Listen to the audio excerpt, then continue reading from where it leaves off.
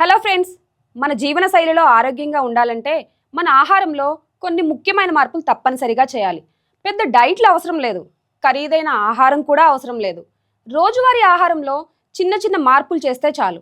చూడడానికి ఇవి చిన్న మార్పులే కానీ శక్తివంతమైన మార్పులు. ఇంతకీ ఆ మార్పులు ఏంటంటే చియా గింజలు, అవిసె గింజలు, గుమ్మడి గింజలు. ఈ 3 రకాల సీడ్స్ మన ఆహారంలో భాగమైతే ఎన్ని ఉపయోగాలో ఇప్పుడు చూద్దాం.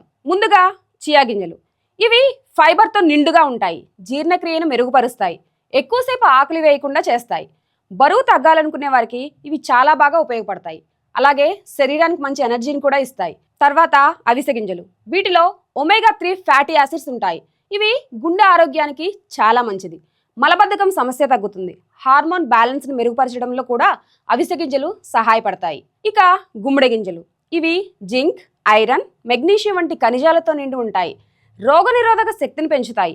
పురుషుల ఆరోగ్యానికి అలాగే మంచి నిద్రకి ఇవి చాలా బాగా ఉపయోగపడతాయి. కాబట్టి ఆరోగ్యంగా ఉండాలంటే ఈ 3 గింజలను రోజు పరిమితంగా ఆహారంలో చేర్చడం ఒక ముఖ్యమైన మార్పు. ఈ చిన్న మార్పులే గొప్ప ఫలితాలను ఇస్తాయి.